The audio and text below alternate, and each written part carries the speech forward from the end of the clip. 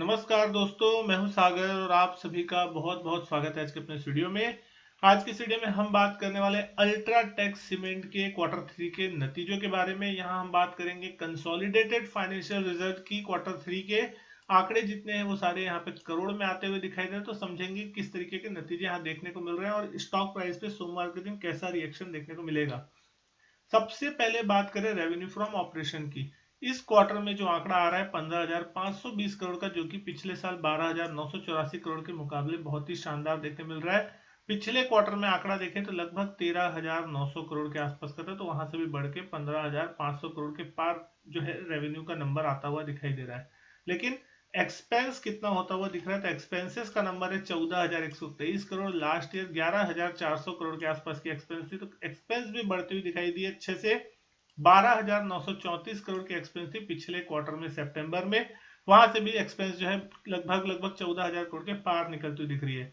तो profit before tax का number अगर आप देख रहे हैं तो 1527 करोड़ आता हुआ दिख रहा है इस क्वार्टर का। और अगर प्रॉफिट फॉर द पीरियड अगर हम यहाँ देख रहे हैं टैक्स एक्सपेंस निकालने के बाद 1,062 करोड़ का नंबर कंपनी पेश कर रही, जो कि लास्ट ईयर यहाँ पे 1,710 करोड़ का नंबर पेश किया था। तो साल दर साल अगर आप देख रहे हैं 700 करोड़ के आसपास की जो टोटल प्रॉफिट में गिरावट है वो देखने मिल रही है। लेकिन अगर क्वार्टर ऑन क्वार्टर देखेंगे, लास्ट क्वार्टर में प्रॉफिट का नंबर 758 करोड़ था, तो वहां से लगभग 300 करोड़ की बढ़त जो है प्रॉफिटेबिलिटी में देखने मिल रही है। तो क्वार्टर ऑन क्वार्टर देख रहे हैं तो नंबर अच्छे हैं, साल दर साल नंबर यहाँ पे वीक आते हुए दिखाई दे रहे हैं। मार्केट की एक्सपेक्टेशन भी कहीं ना कहीं 1,080 1,090 करोड़ की थी, उस कंपेयर में भी अगर आप देखेंगे तो आपको नंबर थोड़े वीक साइड में ही दिखाई दे रहा है। ईपीएस की बात करें तो इस क्वार्टर में कंपनी ने कितना ईपीएस क्लॉक किया है, 36 रुपए 70 पैसे की ईपीएस जो है इस बार आती हुई दिख रही है, जो लास्ट ईयर थी ऑलमोस्ट 60 रुपीज के आसपास और लास्ट क्वार्टर में 26 रुपए के आसपास की थी। तो कहीं ना कहीं ईपीएस जो है क्वार्टर ऑन क्वार्टर बढ़ी है, लेकिन साल दर साल ईपीएस में एक अच्छी खासी गिरावट देखने को मिल रही है। ऑलमोस्ट 40% के आसपास ईपीएस जो है गिरता हुआ दिख रहा है। अब बात करें स्टॉक प्राइस की किस तरीके से, तो स्टॉक प्राइस अगर आप देख रहे हैं तो बहुत ही जबरदस्त तरीके से जो अप ट्रेंड है इस स्टॉक में बना हुआ है। कहीं ना कहीं जून के आसपास जो इस स्टॉक ने लगभग 5100-5200 तक का लेवल देखा, तो उसका लगातार एक अप ट्रेंड बना हुआ है। जैसे ही 200 दिन की एक्सपोनेंशियल मूविंग एवरेज के ऊपर स्टॉक कामकाज करता हुआ दिख रहा है, लगातार हायर टॉप हायर बॉटम का फॉर्मेशन बन रहा है। अभी पिछले 3-4 दिनों में अगर आप देख रहे हैं तो थोड़ा करेक्शन ऊपरी लेवल से देखने मिला, लेकिन ऑलमोस्ट 7400 तक का लेवल आता हुआ दिखाई दिया था।